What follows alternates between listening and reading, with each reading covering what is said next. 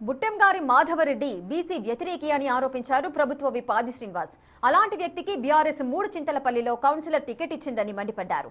BC రిజర్వేషన్లు పెంచొద్దని మాధవరెడ్డి కోర్టులకు వెళ్లి అడ్డుపడ్డారని అన్నారు. అలాంటి బీసీ వ్యతిరేకిని బీఆర్ఎస్ పార్టీ పెంచి పోషిస్తుందని ఫైర్ అయ్యారు. రిజర్వేషన్లు అమలైతే కాంగ్రెస్ పార్టీకి పేరు వస్తుందన్న భయంలో కుట్ర చేశారని ఆరోపించారు. బీసీల నోటికాడి ముద్దను లాక్కున్న వీరికి బీసీ వర్గాలు ఎన్నికల్లో బుద్ధి చెప్పాలన్నారు. బీసీ ద్రోహి బుట్టెంగారి మాధవరెడ్డి గారికి ఈ మున్సిపల్ కౌన్సిల్ ఎన్నికల్లో బీఆర్ఎస్ పార్టీ బీఫామ్ టికెట్ ఇచ్చింది.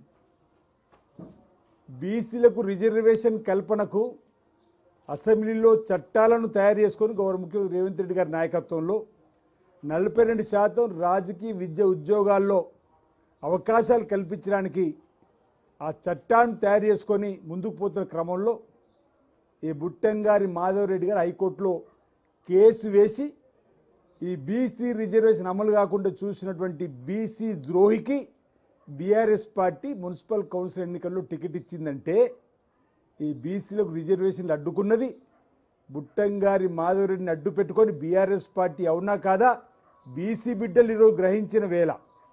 ఆనాడే చెప్పినాం కోర్టుకు వెళ్ళిన మాధవరెడ్డి వెనుక బీఆర్ఎస్ పార్టీ హస్తం ఉందని.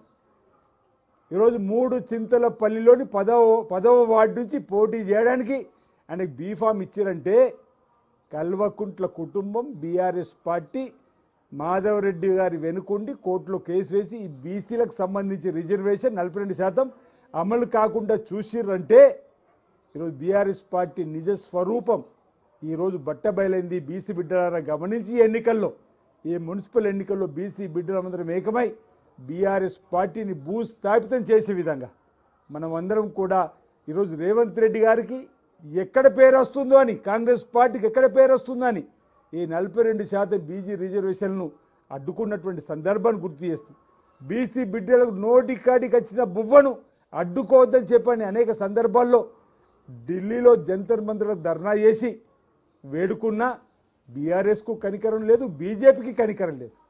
ఈరోజు ఆర్డినెన్స్ తీసుకొస్తే గవర్నర్ గారు అడ్డు పెడతారు, రాష్ట్రపతి గారి దగ్గర మోకాళ్ళు అడుతారు బీజేపీ.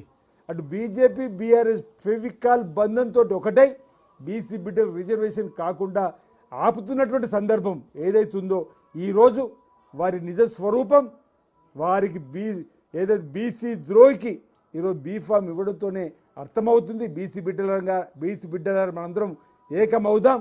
ఈ ఎన్నికల్లో మున్సిపల్ ఎన్నికల్లో బీఆర్ఎస్ బీజేపీకి తగిన బుద్ధి చెప్తామని సందర్భంగా నేను మీ అందరికీ కూడా విజ్ఞప్తి చేస్తా ఉన్నా. అందరం కలిసికట్టుగా నిలబడి ఆ ఇరు పార్టీల అభ్యర్థుల్ని ఓడించే లక్ష్యంగా పనిచేయాలని చెప్పని సందర్భంగా నా వైపు నుంచి పిలుపునిస్తా ఉన్నాను.